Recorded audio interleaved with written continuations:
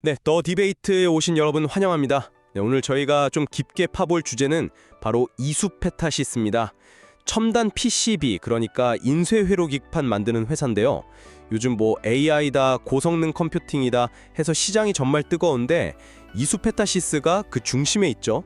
근데 과연 지금 시장에서 평가받는 이 높은 가치가 정말로 탄탄한 성장성에 기반한 건지 아니면 좀 위험 신호는 없는지 이 부분을 오늘 제공된 자료들을 보면서 한번 제대로 따져보겠습니다. 그래서 오늘 논의의 핵심 질문은 이거예요. 이수페타시스, 지금 이 높은 평가, 과연 합리적인 걸까? 아니면 우리가 좀 경계해야 하는 수준일까? 네, 저는 이 회사의 어떤 독보적인 기술력이나 성장 잠재력을 보면 지금 가치도 충분히 설명 가능하다, 이런 입장입니다. 네, 저는 조금 다른 시각인데요. 현재 주가에는 사실 미래에 대한 기대가 좀 과도하게 녹아있다고 봅니다. 특히 그 높은 밸류에이션 부담이라든지 또 여러 위험 요인들을 생각하면 지금은 좀 신중하게 접근해야 하지 않나 하는 입장입니다. 그럼 네, 제 주장부터 먼저 좀 풀어보겠습니다. 이수페타시스 다들 아시겠지만 AI 서버나 데이터 센터 또 오지 넘어서 차세대 통신망까지 이런 미래 산업에 정말 없어서는 안 될 핵심 부품, 그 고다층 MLHB, 그러니까 다층 인쇄회로기판 분야에서 세계적인 경쟁력을 가진 회사입니다. 특히 그 18층 이상 쌓아 올리는 초고다층 기판 시장을 보면요, 국내에서는 점유율이 67%로 거의 압도적이고요. 세계 시장에서도 TTM 다음으로 2위란 말이죠.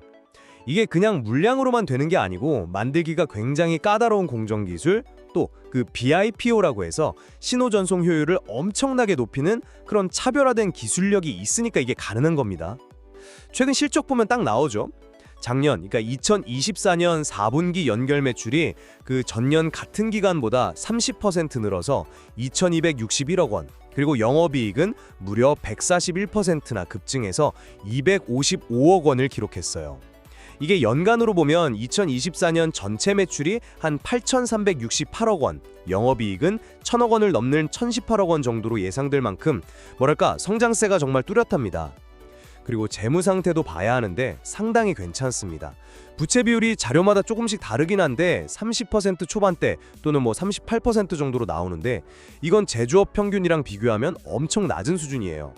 그리고 이자 보상 비율이라고 회사가 번 돈으로 이자 비용을 얼마나 잘 낼 수 있냐는 지표인데 이게 26배에 달해요. 그러니까 재무적으로 상당히 안정적이다, 이렇게 볼 수 있죠. 또 중요한 게 고객사들인데 엔비디아, 구글, 마이크로소프트 이런 이름만 들어도 아는 글로벌 탑티어 기업들이 핵심 고객사라는 점. 그리고 미국 중심으로 AI 산업 투자가 늘어나고 있잖아요. 그 수혜를 직접적으로 받을 수 있다는 것도 아주 강력한 포인트입니다.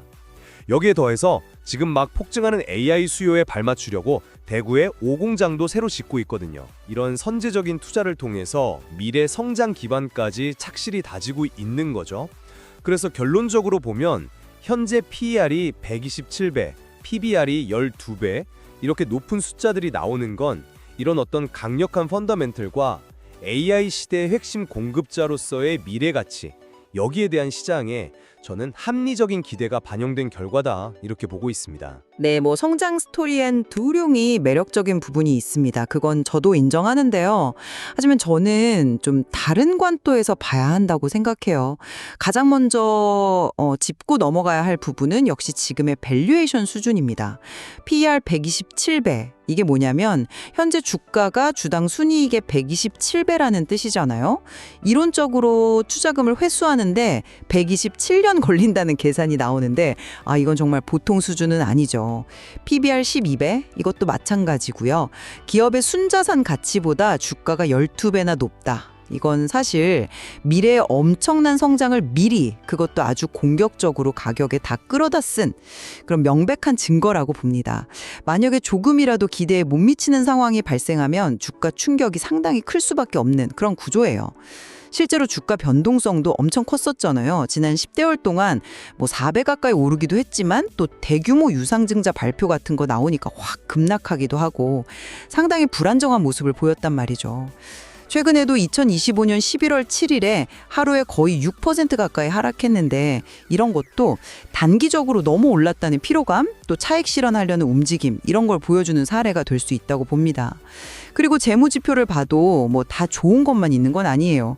일부 분석에서는 부채 관리를 좀 더 잘해야 한다는 지적도 있었고, 과거에 뭐 원자재 가격 같은 거 오를 때 영업이익 성장률이 마이너스 46%까지 거의 반토막 났던 그런 이력도 있습니다. 또 그 신용 위험이 좀 증가해서 B4 등급을 받았다는 정보이 있는데요. 이게 스탠다드 앤드 포어스, 그러니까 S&P 기준으로 보면 투기 등급에 해당해요. 상대적으로 채무 불이행 가능성이 좀 높다는 걸 의미하는 거라 이 점은 잠재적인 재무 불안 요인으로 분명히 고려해야 합니다. 그리고 또 하나, AI나 반도체 같은 특정 산업에 너무 의존도가 높다는 것도 리스크죠. 그쪽 산업 경기가 꺾이거나 기술 트렌드가 확 바뀌면 실적이 크게 흔들릴 수밖에 없어요. 최근에 기관 투자자들이 계속해서 매도하는 모습도 어쩌면 이런 시장의 우려를 일부 보여주는 신호일 수도 있지 않나 싶고요. 마지막으로 기술 환경이 워낙 빨리 변하잖아요. 지금 기술적으로 앞서 있다고 해서 이게 언제까지 갈 거라고 장담하기는 어렵다는 거죠. 특히 중국 업체들이 정말 무섭게 쫓아오고 있는데 이런 경쟁 심화 리스크는 항상 존재한다고 봐야 합니다. 그래서 결론은 성장 스토리는 화려하지만 그 이면에 숨어있는 이 높은 밸류에이션 부담, 또 다양한 내재 위험들, 이런 것들을 좀 종합적으로 보고 냉정하게 그리고 신중하게 접근해야 한다. 이게 제 생각입니다. 네, 그 지적하신 높은 밸류에이션 수치들, 그 부분에 대한 우려는 충분히 일리가 있다고 생각합니다. 하지만 저는 오히려 그 숫자들이 뭐랄까 AI 혁명이라는 이 거대한 패러다임 변화 속에서 이수페타시스가 앞으로 차지할 핵심적인 위치, 이걸 반영하는 지표로 봐야 하지 않나 이렇게 생각해요. PER 127배가 지금 당장 버는 돈에 비하면 높아 보이는 건 맞아요. 근데 시장은 현재 이익보다는 앞으로 몇 년 동안 이어질 그 폭발적인 성장에 거기에 베팅하고 있는 거죠. 이수페타시스는 그냥 부품 납품하는 회사가 아니라 AI 데이터 센터 짓는 경쟁에서 가장 중요한 길목을 딱 지키고 있는 그런 핵심 플레이어 중 하나라는 겁니다. 그리고 이런 기대를 뒷받침하는 게 바로 ROE, 자기자본 이익률인데요. 이게 24.91%면 상당히 높은 수준이거든요. 회사가 주주돈으로 얼마나 효율적으로 돈을 벌고 있느냐, 이걸 보여주는 건데, 이게 높다는 건 미래 수익성에 대한 신뢰를 더 높여주는 요인이 됩니다. 그리고 외국인 지분율이 거의 30%에 육박한다는 점, 이것도 그냥 넘길 수 없어요. 글로벌 투자자들이 이 회사의 장기 성장성을 그만큼 긍정적으로 보고 있다는 증거로 해석할 수 있겠죠. 그러니까 단순히 현재 지표만 딱 잘라서 볼 게 아니라 이 미래 성장 잠재력에 대한 프리미엄으로 이해해야 한다. 저는 그렇게 생각합니다. 물론이죠. 그 미래 성장 잠재력에 대한 프리미엄이라는 점에는 저도 동의합니다. 하지만 그 프리미엄의 크기가 과연 적정 수준이냐, 이게 문제라는 거죠. PER 127배를 정당화하려면요, 앞으로 정말 몇 년 동안 연평균 수십 %씩 어마어마한 이익 성장을 계속 보여줘야 한다는 계산이 나옵니다. 이게 동종업계 평균 성장률 같은 걸 생각하면 훨씬 뛰어넘는 정말 공격적인 가정이거든요. 이렇게 기대치가 너무 높으면 작은 악재 하나, 혹은 그냥 시장 심리가 조금만 바뀌어도 주가가 크게 흔들릴 수 있는 그야말로 양날의 검이라는 겁니다. 기대가 현실이 안 됐을 때 그 하방 위험이 그만큼 크다는 거죠. ROE 24.91%가 물론 좋은 지표인 건 맞습니다. 근데 그 숫자 하나만으로 이 극단적인 밸류에이션을 다 설명하기에는 글쎄요, 좀 부족하지 않나 싶어요. 오히려 그 높은 기대치가 조금이라도 꺾였을 때 실망 매물이 막 쏟아져 나올 수 있는 가능성, 이걸 더 걱정해야 하는 거 아닌가 하는 생각입니다. 최근에 기관들이 계속 파는 것도 단순히 뭐 차익 실현이다 이렇게만 볼 게 아니라 이런 밸류에이션 부담에 대한 어떤 경계 심리, 이런 걸 반영하는 건 아닐까요?